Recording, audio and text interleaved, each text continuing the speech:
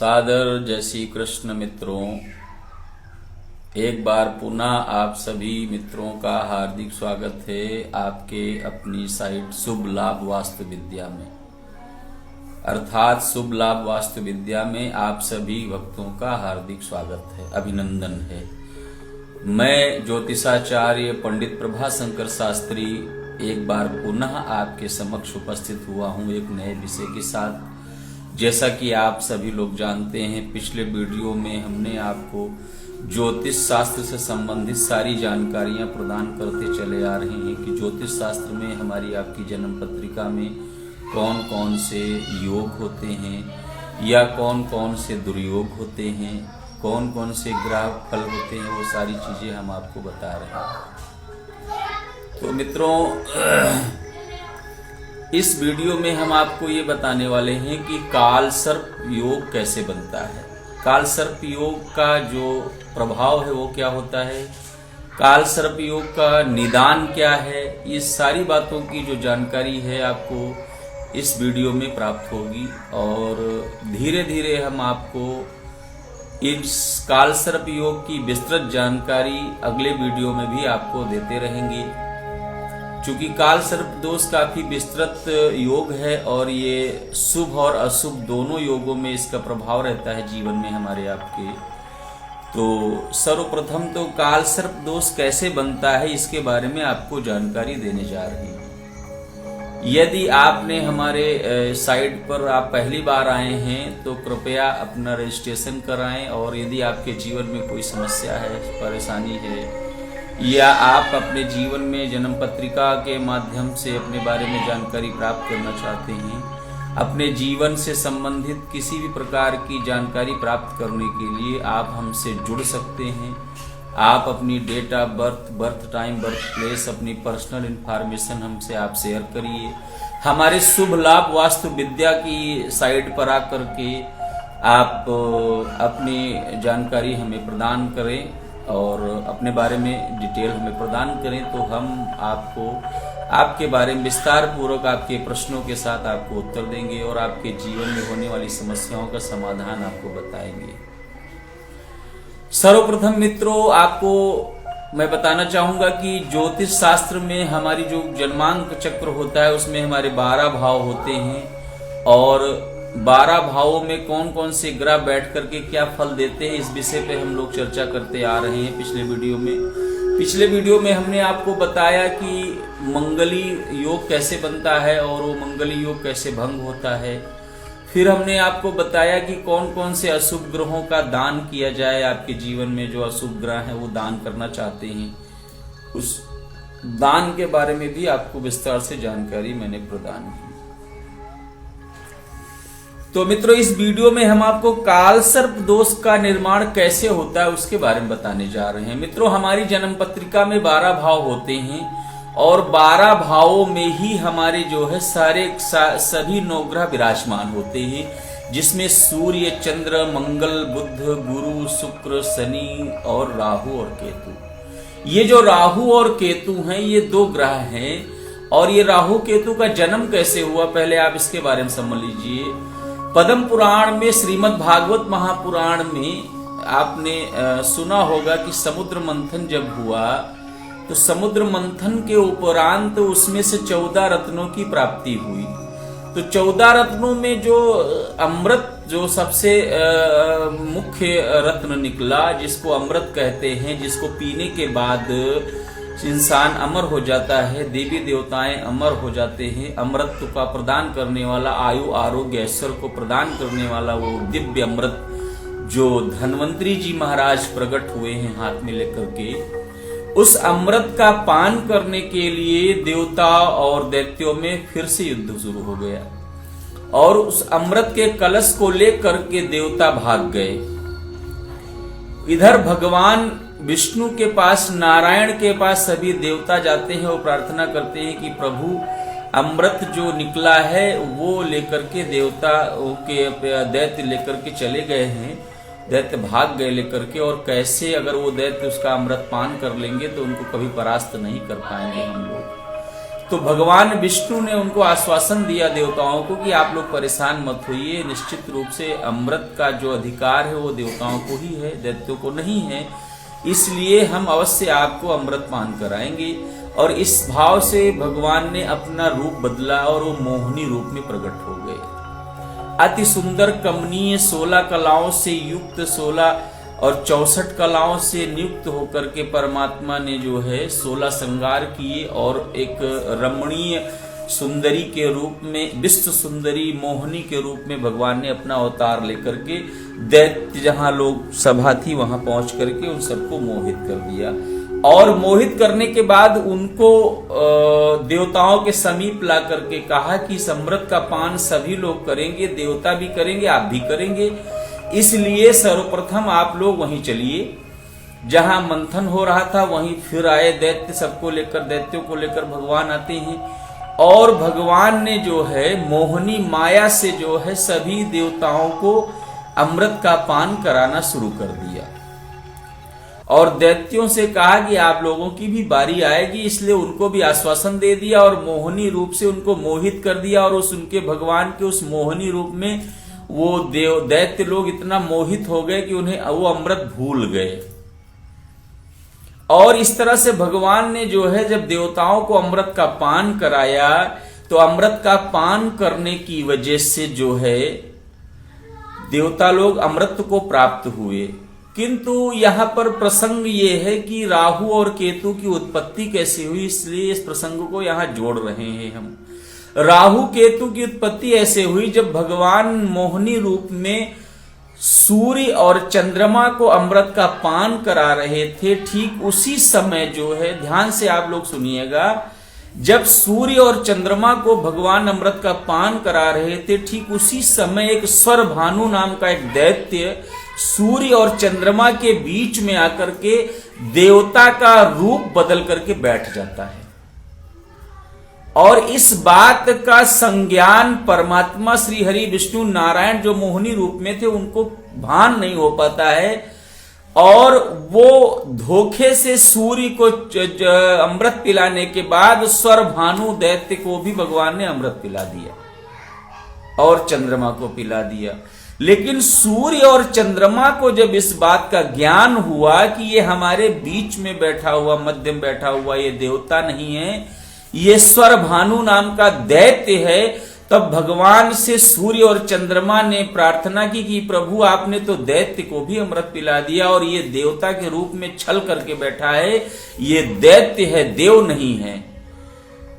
तो भगवान को उस समय क्रोध आया और उस क्रोध में भगवान ने अपने सुदर्शन चक्र से स्वरभानु के सिर को अलग कर दिया। तो मित्रों, जैसा कि आपको मैंने बताया कि स्वरभानु का भगवान ने वध कर दिया, सिर अलग हो गया, धड़ अलग हो गया। तो भगवान ने कहा, भगवान से वो प्रार्थना करने लगा कि प्रभु अब तो हम अमर हो गए हैं, आपने अमृत पिला दिया है, तो हमारा कोई स्थान बताइए, हमारा कोई भोजन बताइए। तो भगवान ने कहा कि तुम आकाश मंडल में जो 7 ग्रह हैं उसी ग्रह में तुम भी स्थापित हो जाओगे। तो जो सिर है स्वरभानु का वो राहु के नाम से स्थापित हो गया और जो धड़ है उसका केतु के नाम से स्थापित हो गया। तो मित्रों, 7 ग्रहों में इन 2 ग्रहों को जो है शामिल कर लिया गया, राहु और केतु। और राहु और केतु ये दोनों ग्रह स्वरभानु नाम के दैत्य का एक स्वरूप है और दोनों एक ही हैं। इसीलिए दोनों ग्रह जो है एक दूसरे के सामने बैठते हैं, एक अंश पे बैठते हैं और एक उनकी जो 3 कला 11 बिकला इनकी जो चाल है उसी चाल पर वक्र गति से ये लोग कुंडली में विराजमान होकर के चलते हैं, हमेशा वक्री रहते हैं। तो मित्रों, यही जो राहु और केतु हो गए स्वरभानु नाम के दैत्य के टुकड़े, इस प्रकार राहु केतु हो गए। भगवान ने उनको 9 ग्रहों में स्थापित कर दिया और भगवान ने कहा तुमको हविष्य मिलेगा, वो हविष्य तुम्हारा भोजन रहेगा। तो सूर्य और चंद्रमा के मध्य में बैठ करके सूर्य और चंद्रमा की शिकायत पर स्वरभानु नाम के दैत्य का वध होना, राहु केतु की उत्पत्ति होना, इस प्रसंग की वजह से आप लोगों ने, आप सभी दर्शक हमारे जो हैं वो सभी ज्ञानी हैं और सभी विद्वान हैं, सभी इस बात को जानते हैं कि संसार में सूर्य ग्रहण और चंद्र ग्रहण दो ही ये होते हैं, तीसरा कोई ग्रहण नहीं होता है। और वो क्यों होता है, उसका सिर्फ यही कारण है कि सूर्य और चंद्रमा के मध्य में बैठे हुए स्वरभानु नाम के दैत्य का जो है वध करवाया सूर्य चंद्रमा ने। तो उसी बात को ध्यान में रखते हुए राहु और केतु हमेशा सूर्य और चंद्रमा को ग्रसित करते रहते हैं समय समय पर। मित्रों, जैसा कि आप जानते हैं सूर्य ग्रहण हमेशा अमावस्या तिथि में होता है और चंद्र ग्रहण हमेशा पूर्णिमा तिथि में होता है। और वो राहु और केतु के रूप में स्वरभानु नाम का जो दैत्य है वो उनको ग्रसित करता है। तो मित्रों, प्रसंग यहां पर है कि काल सर्प योग कैसे बनता है। तो काल सर्प योग और अमृत योग का निर्माण करने का जो अधिकार है वो राहु केतु के अंतर्गत आ गया, क्योंकि राहु और केतु स्वभावतः राक्षस हैं, दैत्य हैं, इसलिए ये काल बन जाते हैं। और इन्होंने अमृत का पान किया है, ये लोग अमर हैं, इसलिए वही राहु केतु अंशानुगत शुभ फल जब देते हैं भावगत, तो अमृत योग का निर्माण करके व्यक्ति को बहुत ऊंचाइयों पर ले जाते हैं। ऐसे समाज में, हमारे प्रदेश में, हमारे देश में, पूरी दुनिया में ऐसे बहुत महापुरुष पैदा हुए हैं जिनकी कुंडली में काल सर्प योग हुआ है और वो काल सर्प योग अमृत योग बन करके उन लोगों को ऊंचाइयों पर ले गया है। ऐसे महापुरुषों की बहुत श्रृंखला है, श्रेणी है, संख्या है। वो प्रसंगवश विस्तार हो जाएगा, चर्चा का जो प्रसंग है उससे अतिरिक्त चर्चा हो जाएगी कि कौन कौन से व्यक्ति हैं, सफल व्यक्ति संसार में, दुनिया में, प्रदेश में, देश में, जिनकी कुंडली में काल सर्प योग अमृत योग है। लेकिन यहाँ प्रसंग है कि हम आपको काल सर्प योग बनता कैसे उसके बारे में चर्चा करने जा रहे हैं। तो सबसे पहले हमने आपको जो प्रारंभिक जो बेसिक जानकारी हो प्रदान की कि स्वरभानु नाम का दैत्य राहु केतु हो गया और वो काल सर्प योग कैसे बनता हम आपको विस्तार पूर्वक बतलाते हैं। जब सारे ग्रह, सातों ग्रह जो है हमारे राहु और केतु को कुंडली में किसी भी भाव में राहु और केतु सामने आमने बैठते हैं और उन राहु केतु के अंतर्गत सारे ग्रह जब आ जाते हैं तो वो पूर्ण काल सर्प योग का निर्माण हो जाता है। अर्थात राहु केतु के अंतर्गत आने वाले जन्म कुंडली में सारे ग्रह हमारी आपकी जन्म पत्रिका को काल सर्प योग की निर्माण करा देते। अर्थात अगर हमारी कुंडली में, आपकी कुंडली में राहु केतु के अंतर्गत सारे ग्रह बैठे हैं तो काल सर्प योग बनता है। मित्रों, इस प्रकार काल सर्प योग के 12 जो है भाव होते हैं और प्रमुख रूप से 12 काल सर्प योग बनते हैं।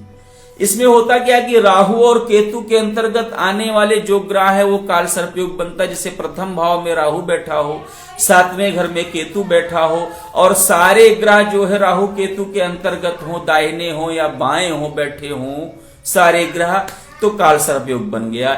इसी प्रकार से जैसे केतु लग्न बैठा है, राहु सप्तम में बैठा है, तो काल सर्प योग आपकी कुंडली में बन गया। मित्रों, 12 प्रकार के काल सर्प योग प्रमुख होते हैं और इसी प्रकार से केतु राहु से मिलकर के 24 प्रकार के काल सर्प योग और बन जाते हैं। लेकिन प्रमुख रूप से 12 प्रकार के काल सर्प योग बताए गए हैं कुंडली में, जिनका प्रभाव हमारे आपके जीवन में परिलक्षित होता है। अब हम आपको बताने जा रहे हैं कि कुंडली में जो काल सर्प योग बनता है उसका दुष्प्रभाव हमारे आपके जीवन में क्या आता है, पहले आप वो समझिए। हमारी कुंडली में जब काल सर्प योग का निर्माण होता है, अर्थात हमारी कुंडली में राहु और केतु के अंतर्गत जब सारे ग्रह बैठ जाते हैं तो काल सर्प योग का निर्माण होता है।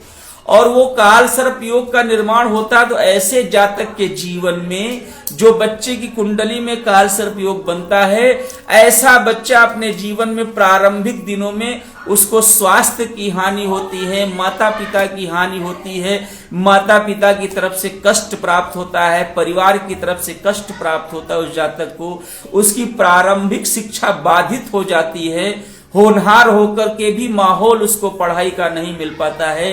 कभी कभी माहौल अच्छा होता है और हम पढ़ नहीं पाते हैं, ये काल सर्प के कारण होता है। जब हम आगे बढ़ते हैं तो हमारे जीवन में विवाह संबंधी प्रसंग उपस्थित होता है, उसमें बार बार बाधाएं आती हैं।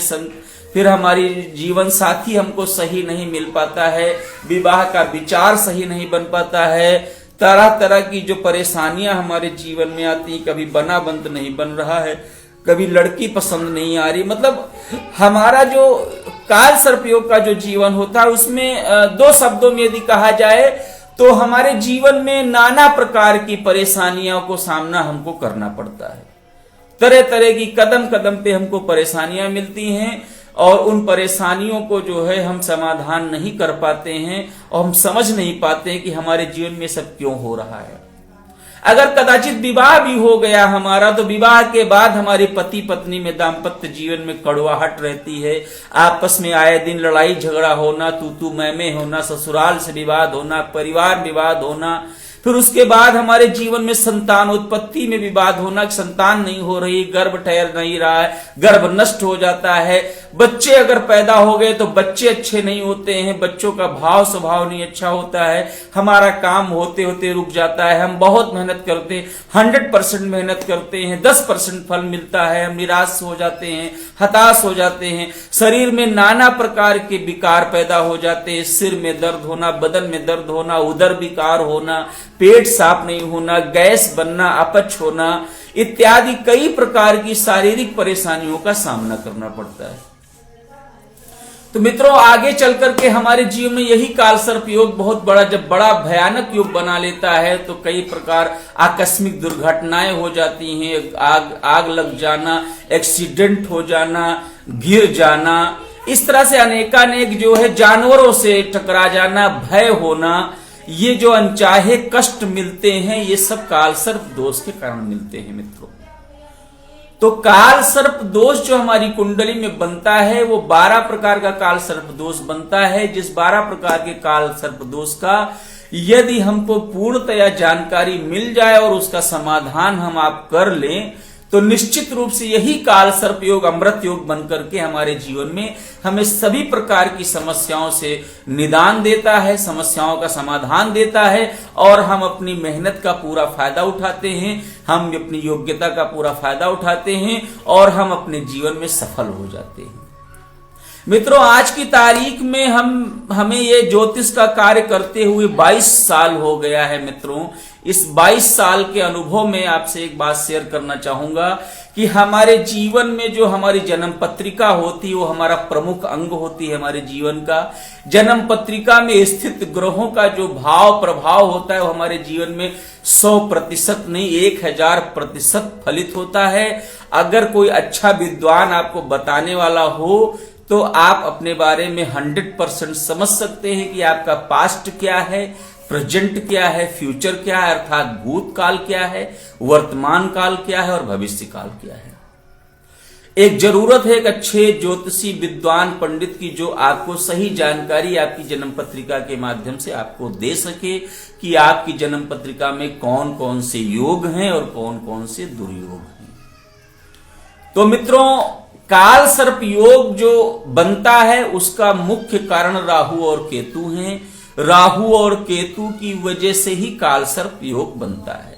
राहु और केतु के अंतर्गत आने वाले सभी ग्रहों की वजह से काल सर्प योग, पूर्ण काल सर्प योग का निर्माण होता है। ठीक इसी प्रकार से राहु और केतु के अंतर्गत सारे ग्रह बैठे हों और कोई एक ग्रह यदि बाहर बैठा हो राहु केतु से तो उस परिस्थिति में उस कुंडली में अर्धकाल सर्प योग का निर्माण होता है। अर्थात किन्हीं कुंडली में जो है चंद्रमा बाहर होता है, संभवतः 80% चंद्रमा ही बाहर मिलता है, बाकी ग्रह संभवतः अंदर मिलते हैं। 20% ही कोई ग्रह बाहर मिलेगा राहु केतु के साथ या राहु केतु के साथ बैठा होगा, तब भी पूर्ण काल सर्प योग उसको माना जाता है। यानी उन भावों में यदि बैठा है तो वो पूर्ण काल सर्प योग हो गया। यदि कोई एक ग्रह इवन चंद्रमा या कोई ग्रह बाहर निकल गया तो अर्धकाल सर्प योग बन गया मित्रों। तो ये जो अर्धकाल सर्प योग बनता है तो उपरोक्त जितनी भी हमने आपको परेशानियां बताई हैं उस व्यक्ति के जीवन में ये 50% कम हो जाती है। अर्थात जो पूर्ण काल सर्प योग की कुंडली में जो परेशानियां, बीमारियां और समस्याएं आती हैं वो 100% आती हैं, और अर्ध काल सर्प योग की कुंडली में 50% वही परेशानियों को उसको सामना करना पड़ता है। अर्थात एक ग्रह निकल जाने की वजह से अर्ध पूर्ण काल सर्प योग भंग हो जाता है और वो अर्ध काल सर्प योग में परिणित हो जाता है। इसलिए उसके जीवन में 50% समस्याएं बनी रहती हैं। तो मित्रों, अपने जीवन में अगर आपकी कुंडली में अर्धकाल सर्प योग है या पूर्ण काल सर्प योग है, तो वो पूर्ण काल सर्प योग आपकी कुंडली में, अगर उसके बारे में आप जानना चाहते हैं कि आपकी कुंडली में कौन कौन से काल सर्प योग हैं, मैं आपको कल के वीडियो में ये बताऊंगा कि जन्म पत्रिका में 12 जो काल सर्प योग होते हैं वो किस नाम से होते हैं, उनका प्रभाव क्या होता है। एक एक करके क्रमवार हम आपको काल सर्प दोष के बारे में विस्तार पूर्वक अगले वीडियो में बताते चलेंगे मित्रों। तो हम आपसे ये कहना चाहते हैं मित्रों, यदि आपकी जन्म पत्रिका में भी काल सर्प योग है, अर्धकाल सर्प योग है, और अपनी जन्म पत्रिका आप अपने बारे में समझना चाहते हैं दिखा करके, तो शुभ लाभ वास्तु विद्या के पास आकर के आप जो है अपनी डिटेल अपने यहाँ रजिस्टर्ड कराइए। आप हमसे अधिक से अधिक जुड़िए और लोगों को जोड़िए जो आपके आसपास परेशान हैं, जिनके जीवन में कोई परेशानी है, समस्याएं हैं, उसका उनको समाधान नहीं मिल पा रहा है, तो आप उनको कन्विंस करिए, उनसे कहिए कि आप शुभ लाभ वास्तु विद्या से जुड़े और आप अपनी पर्सनल डिटेल हमको भेज करके शुभ लाभ वास्तु विद्या में रजिस्ट्रेशन करा करके आप अपनी जानकारी दे करके आप अपने बारे में अच्छे से बेहतर जान सकते हैं। हम आपको इसी कार्यक्रम के माध्यम से ज्योतिष शास्त्र संबंधित समस्त प्रकार के योग दुर्योगों की जानकारी और उनका जो समाधान है वो आपको बताते हैं और बताते रहेंगे। आप सभी का प्यार और स्नेह इसी प्रकार हमें मिलता रहे, ऐसी भगवान से प्रार्थना करते हैं। आप सभी लोग हमेशा स्वस्थ रहें, सुखी रहें, प्रसन्न रहें, ऐसी प्रभु श्री हरि से विनती है, प्रार्थना है। तो मित्रों, आज का वीडियो बस यहीं तक है। आज के वीडियो में हमने आपको राहु और केतु की उत्पत्ति कैसे हुई, काल सर्प दोष का निर्माण कौन सा ग्रह करता है और कैसे बनता है, अर्ध काल सर्प योग कैसे बनता है, उस सभी बातों की जानकारी आपको मैंने विस्तार पूर्वक प्रदान की। मित्रों, कल के वीडियो में हम आपको बताएंगे कि 12 प्रकार के जो काल सर्प होते हैं दोष, उनके क्या नाम हैं और उनका क्या प्रभाव है उसके जीवन में। तो मित्रों, विस्तार पूर्वक हमसे जुड़ने के लिए, अपने बारे में समझने के लिए, काल सर्प दोष के बारे में समझने के लिए आपका स्वागत है। कल आप हमारे कार्यक्रम में आइएगा। हमारी वीडियो ऑनलाइन आने का जो हमारा टाइम है वो संभवतः 7 बजे से लेकर के रात्रि में 8 बजे के मध्य रहता है। हमारी कोशिश रहती है कि रात में 7 बजे से लेकर के 8 बजे के बीच हम आप सभी के बीच में आ जाएं। चूंकि व्यक्तिगत जीवन में काफी व्यस्तता रहती है, इसलिए सुबह टाइम नहीं मिलता है शाम तक। रात में ही हम 7 और 8 बजे के बीच आप सभी के समक्ष आते हैं। तो कल भी आप समय का ध्यान रखिए, मेरी भी कोशिश रहेगी कि इस टाइम तक हम आ जाएं आप सभी के मध्य। आप लोग अपना ख्याल रखिए और शुभ लाभ वास्तु विद्या में आप सभी लोग जुड़िए, अधिक से अधिक शेयर करिए इस कार्यक्रम को ताकि और लोगों को फायदा हो। हम आपको विस्तार से काल सर्प दोष के बारे में बात कर चुके हैं, अब इसके बारे में विस्तार पूर्वक कल आपसे चर्चा करेंगे। तो मित्रों, सादर जय श्री कृष्ण।